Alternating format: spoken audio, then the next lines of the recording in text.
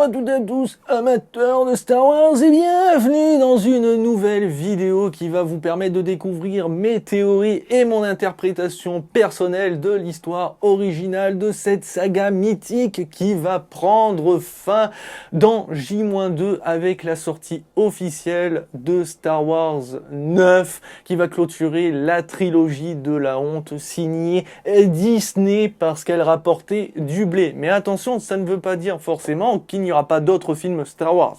Mais pour l'instant, c'est en stand-by parce qu'ils ont reconnu avoir fait certaines erreurs.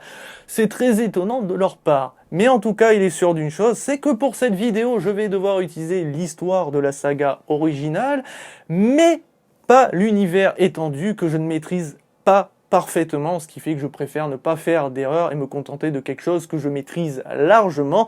Et en plus de ça, je vais devoir utiliser les trailers de Star Wars 9, ce qui veut dire que ceux et celles qui n'ont pas encore vu ces trailers pour éviter d'être spoil, eh bien je vous convie très clairement à ne pas regarder cette vidéo, ce qui me fait un petit peu chier quelque part, mais sinon vous risquez de découvrir peut-être potentiellement, et c'est presque une certitude, l'histoire de Star Wars 9. Donc maintenant que vous vous êtes barré de ma vidéo, il est temps pour moi de spoiler et de commencer cette vidéo avec une théorie qui a été potentiellement validée suite à un trailer de Star Wars 9. Ce n'est autre que Dark Sidious est toujours en vie. Il serait à l'origine du Premier Ordre. C'est pour ça qu'il y a énormément de ressemblances avec l'Empire. Derrière, il aurait appris les arts Sith à Snoke. En plus, nous savons que Kylo Ren est troublé émotionnellement parlant et que Luke Skywalker va découvrir le côté obscur, mais découvrir quelque chose d'encore plus dangereux. Parce qu'en fait, il va voir en lui le visage de Dark Sidious qui essaie de créer, à la place de Kylo Ren, un futur Dark Vador pour remplacer Anakin Skywalker. C'est pour ça que Kylo est troublé entre le bon côté et le côté obscur à cause des manipulations de Dark Sidious. Ce qui explique aussi pourquoi Snoke meurt comme une merde en pensant qu'il est capable de lire les pensées et l'esprit de Kylo Ren et voit que celui-ci ne va pas le trahir. Parce qu'en fait, c'est Dark Sidious qui lui ment, qui lui cache la vérité, ce qui permet à Kylo de tuer Snoke, de prendre sa place en tant que leader suprême du Premier Ordre. Sans Dark Sidious, pas de Premier Ordre, pas de Snoke, pas de Kylo Ren qui tue son papounet Han Solo. Vous imaginez qu'à l'heure actuelle, on est en train de dire que cette nouvelle trilogie existe parce que Dark Sidious est toujours en vie. Et là, je vous vois venir en train de me dire « Guide, ouais attends, le retour du Jedi, Dark Sidious il meurt, hein. Alors tu dis de la merde, cette théorie elle marche pas. » Eh bien, malheureusement, les Sith sont capables d'outrepasser la mort, tout comme les Jedi, puisqu'on apprend dans la revanche des Sith que les Jedi peuvent devenir immortels. En plus de ça, le chancelier Palpatine va avoir un dialogue assez surprenant avec Anakin Skywalker. Il va lui dévoiler que son ancien maître lui a appris à outrepasser la mort et même de donner la vie. C'est une légende Sith. Dark Plagueis était un seigneur noir des Sith, tellement puissant et tellement sage qu'il pouvait utiliser la force pour influer sur les midi-chloriens et pouvait créer la vie. Coucou, je suis ton père. En outre, sa connaissance du côté obscur était telle qu'il arrivait aussi à empêcher ceux dont l'existence lui apportait de mourir. Il y a un gros clin d'œil qui nous explique que Dark Sidious n'est autre que le père de Anakin Skywalker. Ceci n'est pas une théorie, ça a été validé dans les BD. Donc il est bel et bien le père de Anakin Skywalker. Il a manipulé le taux de midi-chloriens dans le corps de sa mère. Et en gros, c'est comme ça qu'elle est devenue enceinte sans avoir eu de rapport sexuel. Mais en plus de ça, Anakin Skywalker a un taux de midi-chloriens extrêmement élevé parce que Dark Sidious a fait en sorte de créer l'être le plus puissant qui n'ait jamais exister, l'élu de la prophétie normalement. Ça nous explique aussi que Dark Sidious est potentiellement capable de devenir immortel. Donc en gros, physiquement, il est bel et bien mort, il n'a plus de corps, mais maintenant, c'est un esprit au même titre qu'Obi-Wan Kenobi, que Qui-Gon ou encore Yoda. En plus de ça, il est totalement capable d'utiliser la Force. On l'a vu avec Yoda dans Star Wars épisode 8, ce qui veut dire qu'il peut potentiellement manipuler l'esprit de Kylo Ren, mais aussi, ce qu'on voit dans le trailer de Star Wars 9, manipuler l'esprit de Rey, puisqu'on la voit basculer un moment dans le côté obscur. Est-ce qu'il essaye de l'attirer dans ce côté-là pour potentiellement avoir sous son aile un nouvel élève en plus de Kylo Ren? À voir comment va se dérouler cette histoire, mais en tout cas il est sûr d'une chose, c'est que de révéler que Darth Sidious est encore en vie alors qu'à aucun moment dans les 2 premiers films on avait la moindre information, ça peut potentiellement expliquer pas mal de choses. Je trouve ça intéressant, mais à voir ce que va être vraiment Darth Sidious à ce moment-là dans Star Wars épisode 9. Mais je vous avais dit qu'on allait commencer avec une théorie qui finalement a été validée plus ou moins. Certaines choses, informations comme le fait est que Snoke ait appris l'art Sith par le biais de Darth Sidious, ça reste une théorie. En plus de ça, j'enchaîne avec une autre théorie. Pour ma part, Rey et Kylo Ren seraient les élus de la prophétie. Pourquoi je dis ça? Comme vous le savez, on pense que Anakin Skywalker était celui qui devait apporter l'équilibre dans la Force. Or, dans le retour du Jedi, Darth Sidious, un Sith, meurt. Dark Vador, un Sith, meurt et il ne reste qu'un Jedi, Luke Skywalker. Or, l'équilibre, là, on l'a dans le cul, puisqu'il faut avoir 50% de bien et 50% de mal. Et pour ma part, je trouverais ça assez logique d'avoir Rey et Kylo Ren survivants, l'un attiré plus par le côté obscur et l'autre par le côté lumineux. Mais lequel des deux? Puisqu'on le voit dans le trailer, Rey bascule dans le côté obscur et elle dit souvent que Kylo Ren est plus attiré par le côté lumineux. Et si ces deux font une union, est-ce que ça ne formerait pas l'élu de la prophétie, ceux qui apporteraient l'équilibre dans la Force? On continue et on enchaîne avec mon interprétation personnelle de l'histoire de Star Wars et avec bien entendu les théories sur l'immortalité. Si par le plus grand des hasards vous décidez de regarder la saga Star Wars aujourd'hui, vous allez constater par vous-même qu'il y a manière d'interpréter les messages, les personnages ou même l'histoire originale qu'a voulu nous proposer Lucas à sa sauce. Une des interprétations les plus connues de personnages extrêmement populaires, ce n'est autre que Darth Sidious qui est en fait Adolf Hitler. Eh oui, ils ont énormément de points communs. Pour ma part, je vais partir plutôt sur quelque chose de mystique, voire même religieux, qui est très présent dans l'univers Star Wars, avec entre autres des dialogues comme Votre manque de foi me consterne. Ou encore quand les Jedi viennent à se séparer et qu'ils se disent Anakin, que la force soit avec toi. Que la force soit avec vous, maître. en gros, que la foi soit avec vous. Il y a aussi les tenues que portent les Jedi qui nous font penser à des religieux en pèlerinage. Il y a aussi les temples Jedi qui nous font penser à des monuments, que ce soit une église ou autre. Donc, on sent que Lucas a voulu apporter cet aspect mystique religieux dans son histoire et en même temps a voulu donner des réponses un peu plus scientifiques, voire logiques pour certains d'entre nous, comme avec les midi-chloriens qui expliquent que les êtres vivants sont capables d'utiliser la force ou non. Là, je vais parler de 3 Jedi, les 3 plus puissant Jedi qu'ait connu l'ordre. Yoda, Obi-Wan Kenobi et Anakin Skywalker, qui représentent les singes de la sagesse. Alors, je ne vais pas rentrer dans les détails des singes de la sagesse, quand ils ont existé, pourquoi, où exactement, parce que les informations sont difficiles à avoir et de toute façon, tout le monde n'est pas d'accord sur ce sujet, même pour l'interprétation du message, puisque comme vous le savez, les singes de la sagesse sont 3 singes qui se cachent une partie, que ça soit les yeux, la bouche et les oreilles. Donc pour ma part, je l'ai interprété à cette manière-là. Il ne voit pas le mal, il n'entend pas le mal, et surtout, il ne parle pas du mal. Et on va commencer avec ce maître Yoda qui représente le singe de la sagesse qui se cache les yeux. Parce que maître Yoda est incapable de voir qu'il y a Darth Sidious devant son putain de nez pendant des années et des années et des années.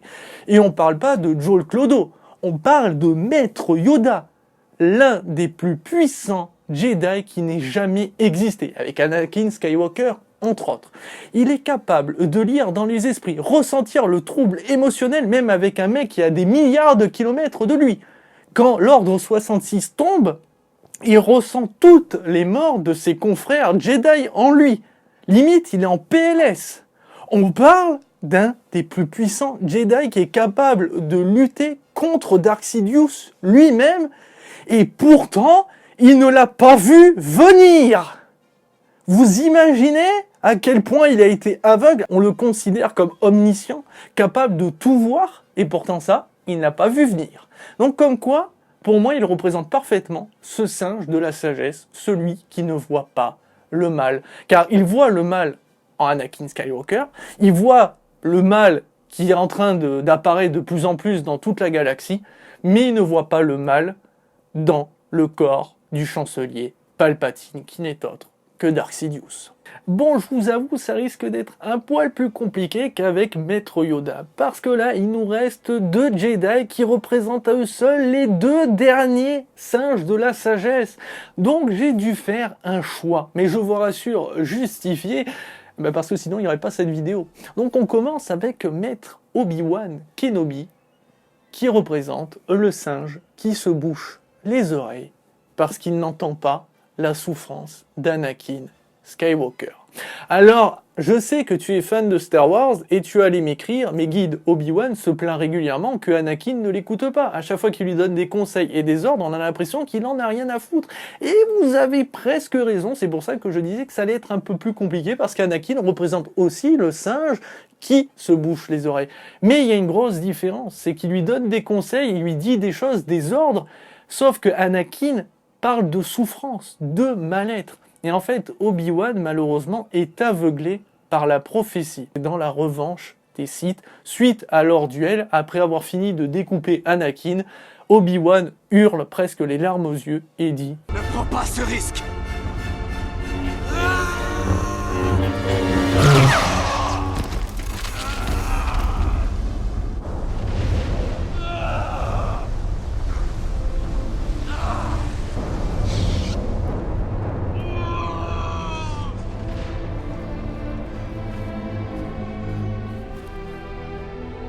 Tu étais l'élu, c'était toi! La prophétie voulait que tu détruises les Sith, pas que tu deviennes comme eux!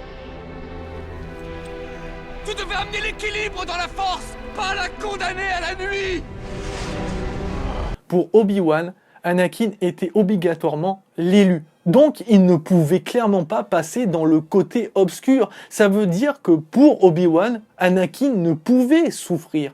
Or, le problème, c'est qu'Anakin, il est jeune, il entend parler du bien, il entend parler du mal, on l'envoie faire la guerre dans les 4 coins de la galaxie, il tombe amoureux, il rêve de souffrance, il voit sa bien-aimée mourir dans ses rêves. C'est un homme torturé, un homme qui se sent seul, qui se sent délaissé. Il a besoin d'une figure paternelle. Or, à la base, Obi-Wan était supposé être un père de substitution. Il l'a élevé comme un fils, il l'a éduqué comme un fils. Et pourtant, au lieu de lui apprendre des choses et l'écouter, il s'est contenté de lui apprendre des choses. Ce qui fait que quand Anakin Skywalker a commencé à rêver de la mort de Padmé, à qui il s'est confié? Au chancelier Palpatine, qui est devenu son 2e père de substitution. Un père qui l'écoutait réellement, qui lui disait ce qu'il avait besoin d'entendre, qui lui apprenait des solutions, mais en tout cas, il le considérait à ce moment-là comme un véritable père qui écoutait sa souffrance. Or, Obi-Wan ne l'a jamais fait. Ce qui fait qu'à ce moment-là, Obi-Wan représente bel et bien le singe qui se bouche les oreilles, celui qui n'entend pas le mal. Et pour clôturer, Anakin Skywalker représente le singe qui se couvre la bouche, parce qu'il ne dira jamais du mal du chancelier Palpatine, de Dark Sidious. Vous verrez dans toute la saga, le seul qui défend Palpatine ou Dark Sidious, c'est Anakin Skywalker, parce qu'il le considère réellement comme un père, il le vénère beaucoup trop, parce que Palpatine a réussi à jouer avec ses émotions et son esprit. Il lui a dit qu'il pourrait sauver sa bien-aimée, donc à ce moment-là, il pourra faire tout et n'importe quoi, il ne pourra jamais en dire du mal. Et quand je dis en dire du mal, c'est par exemple le critiquer, dire que c'est un monstre ou ce genre de choses. À aucun moment, il ne l'a fait dans toute la saga. Et ceux qui me diront que dans la revanche des Sith, c'est Anakin qui va justement dévoiler l'identité secrète de chancelier Palpatine, donc ce n'est autre qu'un Sith Dark Sidious à Mace Windu, c'est dire du mal pour vous? Non, il dit la vérité. Ça s'arrête là. Et pourtant, quand Mace Windu va vouloir tuer Darth Sidious, c'est qui va le protéger? C'est Anakin Skywalker. C'est qui part dans le temple Jedi tuer des enfants? C'est Anakin, parce que le chancelier Palpatine, Darth Sidious, lui a demandé. Et pourtant, il pourrait le critiquer. Pourtant, il pourrait en dire du mal. Même dans le duel contre Obi-Wan Kenobi, qu'il considérait comme un père, à aucun moment tu verras douter ou dire du mal de Palpatine et de Darth Sidious. Voilà qui conclut mon interprétation personnelle avec les 3 singes de la sagesse. J'espère que ça vous aura plu. Maintenant, il est temps de clôturer cette vidéo avec mes dernières théories sur les Jedi et l'immortalité. Pour attaquer cette dernière partie, je vais d'abord vous expliquer comment fonctionne l'immortalité chez les Jedi. Et je rappelle, ça reste une interprétation et des théories purement personnelles. Rien n'est acté, rien n'est validé dans l'univers Star Wars. On est d'accord. Pour les Jedi, on a un objectif de vie avant de mourir. Par exemple, éliminer une menace. Mais il se peut qu'on échoue et qu'on ne meure pas entre-temps. Donc à ce moment-là, on décide de partir en isolement sur une planète éloignée de toute civilisation, ou en tout cas la plus éloignée possible, et surtout de méditer pendant des années et des années. En fait, on attend que quelqu'un vienne à notre rencontre pour en fait lui confier le flambeau, lui confier notre objectif de vie qu'on a échoué. Et s'il l'accepte, à ce moment-là, on considère que nous avons réalisé notre objectif de vie. Donc on peut disparaître, ça veut dire laisser notre corps physique et devenir un esprit, donc de devenir immortel. Coucou guide, je suis obligé de te couper dans cette longue vidéo, malheureusement en plus tu es en train de parler d'un sujet fort intéressant, j'adore t'écouter, mais je suis en train de me mettre à la place des spectateurs. Ils sont en train de se dire littéralement que les Jedi sont des gros enculés parce qu'ils échouent et en plus ils confient leur basse besogne, soi-disant et ils passent le flambeau, tout ça pour que eux ils profitent de la situation et devenir immortels, donc bande de salauds.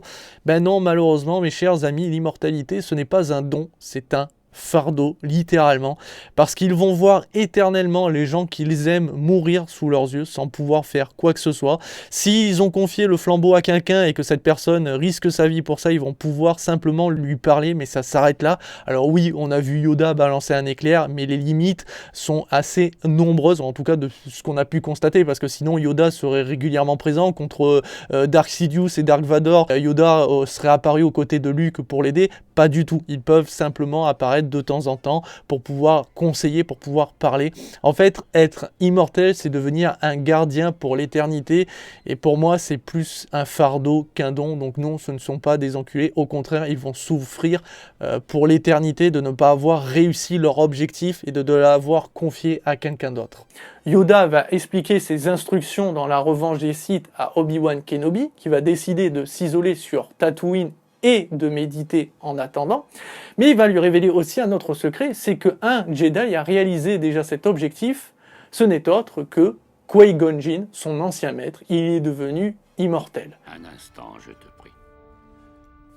Dans ta solitude sur Tatooine, des exercices j'aimerais que tu pratiques. Des exercices? Un vieil ami a découvert la voie de l'immortalité. Un ami qui est lui-même revenu des profondeurs de la force. Ton ancien maître. Qui-Gon? Communiquer avec lui. Je t'enseignerai. Or, dans ma première vidéo, je ne vous avais pas expliqué comment il était devenu immortel, parce qu'en fait, je ne savais pas où il avait échoué et où il avait réussi. Et bien en fait, c'était tout simple. Dans la menace fantôme, Qui-Gon va faire la rencontre de Anakin Skywalker, le plus puissant des Jedi. Et il va vouloir devenir son maître. Et en fait, c'était son objectif de vie. Quand il va faire la demande au conseil des Jedi, ceux-ci lui expliquent que malheureusement, il est déjà le maître d'Obi-Wan Kenobi, donc il ne peut pas être le maître aussi de Anakin Skywalker. La force est puissante en lui. Il peut donc être formé? Non. Il ne sera pas formé. Non? Il est trop vieux. Il n'y a pas de doute, c'est lui l'élu, vous devez le sentir. Chargé de nuages son avenir est... Moi, je le formerai. Le jeune Anakin sera mon padawan. Un apprenti, tu as déjà, Qui-Gon. Impossible d'en prendre un deuxième. Notre code l'interdit. Obi-Wan est prêt. Je suis prêt à affronter les épreuves. Qui est prêt? C'est à nous qu'il appartient de décider. Il est entêté, et il a beaucoup à apprendre de la Force, mais il est tout à fait capable. Moi, je n'ai plus grand-chose à lui apporter.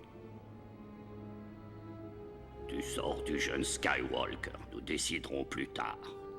Donc il vient d'échouer à devenir maître de Anakin Skywalker.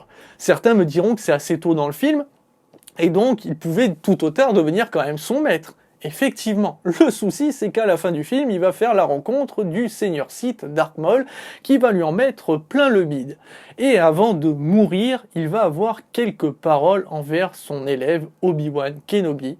Il va lui confier la tâche de devenir le maître de Anakin Skywalker, son objectif de vie. Obi-Wan accepte, à ce moment-là, Qui-Gon peut devenir immortel. Il est trop tard, Non. Obi-Wan.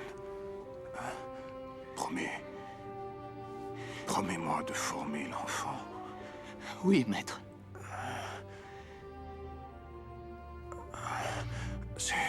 C'est lui l'envoyé, l'élu, qui apportera l'équilibre. Forme-le. On enchaîne avec Obi-Wan Kenobi. Comment se fait-il qu'il devient immortel? Eh bien, il a échoué en tant que maître, puisqu'il n'a pas tué Anakin Skywalker. Je vous rappelle, dans le combat de la revanche des Sith, il le laisse mourant. Il considère que les flammes vont le dévorer, la lave va le brûler et c'est terminé. Malheureusement, il survit. Il n'a pas tué la plus grande menace de la galaxie. Ce qui fait que quand il va faire la rencontre de Luke Skywalker et qu'il va lui apprendre quelques ficelles de Jedi, en réalité, il lui confie une lourde tâche, le flambeau, ça veut dire de tuer Dark Vador. Luke ne le sait pas consciemment, mais va l'accepter quand il va voir le duel entre Dark Vador et Obi-Wan.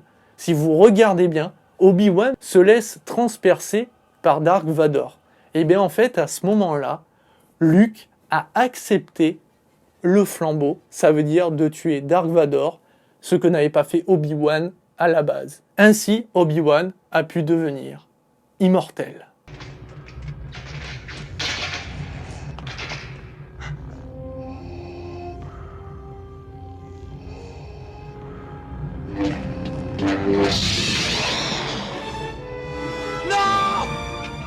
Yoda, c'est encore plus simple, j'en ai un petit peu teasé à la fin de cette vidéo.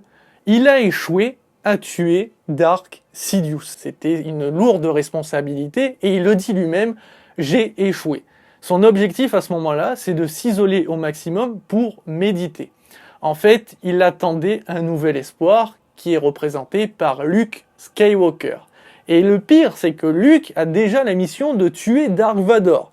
Mais derrière, Yoda va lui confier, entre guillemets, de devoir aussi éliminer Dark Sidious. En fait, en gros, il doit apporter l'équilibre dans la Force en éliminant la menace Sith. Et quand, bien sûr, Luke va accepter son sort, quelque part, d'être le dernier représentant Jedi, Yoda a réalisé son objectif de vie qu'il avait échoué. Il vient de passer le flambeau, un lourd flambeau, à Luke. 3 flambeaux extrêmement difficiles, mais ça permet à Maître Yoda d'avoir son corps qui disparaît devant les yeux de Luke Skywalker et de devenir immortel. Luke, quand je ne serai plus le dernier des Jedi, tu seras.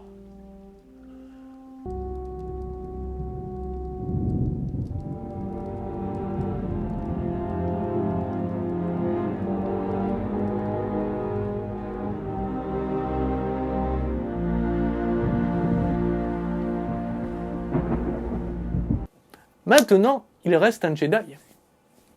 Luke Skywalker lui-même. Une des caractéristiques principales qu'on peut souligner quand un Jedi devient immortel, son corps disparaît. Pour Luke, on voit son corps disparaître quand il est sur ses pierres, donc il a atteint le stade de l'immortalité. Mais où a-t-il échoué? C'est peut-être là le plus compliqué, j'ai vraiment du mal à savoir si j'ai raison ou tort par rapport à ma propre théorie. Pour moi, il a échoué en tant que maître envers Kylo Ren, puisque malheureusement, il n'a pas su lui dire que, en fait, il s'était gouré. En fait, il voulait pas le tuer sur le moment, mais il a pris peur et il a pas rangé son sabre laser et Kylo Ren l'a vu, donc il y a eu beaucoup d'embrouilles. Mais Luke Skywalker, à aucun moment, ne va s'expliquer à Kylo Ren quand il va l'affronter une dernière fois dans Star Wars épisode 8. Même s'il est en tant que hologramme, façon de parler, il utilise la force pour se faire apparaître comme si c'était son corps astral qui venait sur la planète pour affronter Kylo Ren, il aurait pu parler. Or, il lui dit une seule chose. La guerre ne fait que commencer. Et je ne serai pas le dernier Jedi. Je vous détruirai tous les deux. Elle, vous et les autres avec. Non. Abats-moi dans un accès de colère et je te hanterai à jamais. Tout comme ton père.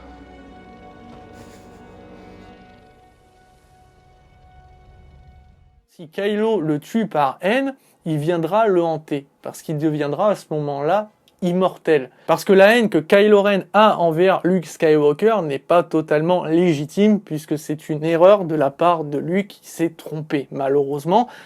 Donc j'ai du mal à savoir où exactement Luke a échoué. Il a échoué plus ou moins à aider les rebelles, puisqu'il ne veut pas le faire, et laisse malheureusement les rebelles s'en prendre plein la tarte avant de décider d'agir.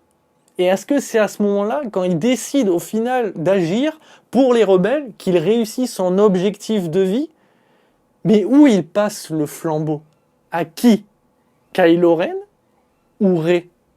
Et en fait, cette dernière partie est la plus compliquée, et je pense qu'il faut attendre Star Wars 9 pour comprendre exactement où il a passé le flambeau. Pour ma part, je considère qu'en fait, il décide de passer le flambeau à Rey. En gros, c'est elle qui va devoir être le dernier représentant des Jedi, puisque Luke était le deuxième, elle était presque une Jedi si elle suivait la formation. C'est d'ailleurs pour ça que Yoda ne brûle pas réellement les livres qui représentent toute la sagesse des Jedi, comment fonctionnent les Jedi, l'ordre Jedi, en fait. Même s'il dit à Luke, en fait, ces bouquins ne servent à rien, en fait, il fait comprendre à Luke que un professeur ne doit pas utiliser uniquement les livres, ils doivent utiliser leur propre expérience pour apprendre des choses. C'est leur propre manière de voir la vie et les Jedi, par exemple, qui permettra de donner de bonnes leçons. Si on se contente de lire ce qu'il y a dans un livre, à ce moment-là, autant donner le livre et les gens apprendront par eux-mêmes. C'est pour ça que Yoda fait croire qu'il fait brûler les livres, parce qu'il donne une leçon de morale à Luke, mais en même temps, il confie les livres à Rey pour qu'elle-même puisse apprendre la formation Jedi et devenir une Jedi. Donc je pense que c'est à ce moment-là que potentiellement, en fait, Luke Skywalker, qui était le dernier représentant de Jedi, et il a échoué en tant que tel, puisque normalement Kylo Ren devait devenir un Jedi, mais comme il a échoué, confie la tâche à Rey de devenir le dernier représentant des Jedi. À ce moment-là, vu qu'il agit pour le bien de tous, et en plus décide quand même de participer à la guerre avec les rebelles pour les protéger de Kylo Ren et de la menace du Premier Ordre, peut disparaître pour devenir immortel. Donc techniquement, on devrait croiser Luke Skywalker, Dark Sidious et Yoda, peut-être même Obi-Wan Kenobi pourrait faire son apparition en tant qu'esprit, parce que ceux-là ont atteint l'immortalité. Par contre, je ne peux pas vous dire comment fonctionne l'immortalité chez les Sith, ça doit être totalement différent, mais en tout cas, il est sûr d'une chose, c'est que Dark Sidious sera bel et bien là. Et bien voilà qui conclut cette très très longue vidéo. Je m'en excuse, en plus je lâche un petit rot. J'espère qu'elle vous a plu. Je suis peut-être pas rentré dans tous les détails. Encore une fois, je rappelle, Star Wars, c'est une interprétation personnelle de l'univers. Et je vous laisse faire votre propre jugement. Ces théories que je vous propose, qui sont de moi pour l'immortalité ou pour celles de Dark Sidious, qui sont de d'autres personnes, sont des théories. C'est notre manière qu'on a interprété l'univers et l'histoire, un petit peu comme les singes de la sagesse. Vous aussi, vous allez avoir votre propre interprétation, vos propres théories. Il y a aussi l'univers étendu, et croyez-moi que des théories, il y en a encore un bon paquet. Mais je vous laisse découvrir ça par vous-même. Je vous laisse aussi partager par vous-même si vous avez des théories intéressantes, mais n'hésitez pas à les partager, soit en commentaire, mais aussi, pourquoi pas, faire une petite vidéo en mode podcast, si vous n'avez pas envie d'afficher votre visage. Il faut partager, parce que Star Wars, même si on crache sur la nouvelle trilogie proposée par Disney, ça reste mythique, ça reste magique, ça peut faire encore rêver pendant des années et des années et des années. Et je pense que c'est une œuvre qui nous survivra tous, parce que Star Wars, c'est immortel quelque part, c'est symbolique, c'est religieux, c'est spirituel, c'est tout un aspect incroyable, et il faut reconnaître que Lucas a fait extrêmement fort. Il y a des défauts d'écriture, il y a beaucoup de défauts dans tous les films, même la première trilogie a des défauts, même la deuxième, même la troisième, on trouvera toujours des choses à dire, mais justement c'est ce qui est beau avec Star Wars, c'est qu'on peut débattre, on peut faire des vidéos sur des théories, on peut parler d'interprétation comme moi avec mes singes de la sagesse, et bien vous en aurez vous aussi à partager, et je le souhaite, et j'espère vous lire en commentaire, j'espère en tout cas que vous avez apprécié cette vidéo. Je vous dis à très très vite, et à très bientôt pour certainement, mercredi, donc la critique du film Star Wars 9, en croisant les doigts que ça se passe bien. On peut dire ce qu'on veut, il y a moyen de faire un bon film, même si malheureusement, c'est la suite de Star Wars 7 et Star Wars 8, mais on peut espérer avoir quand même un film agréable qui réponde à des questions, mais on sait que Disney peut largement faire en sorte de ne pas répondre à toutes les questions pour nous ressortir une nouvelle trilogie, ou faire comme Lucas, une préquelle à cette première trilogie. Enfin bon, sur ce, je vous dis à très très vite et à très bientôt, et que la force soit avec vous. Pour ma part, le côté obscur l'emportera. Ciao ciao. Boum. Et là ça n'a pas enregistré.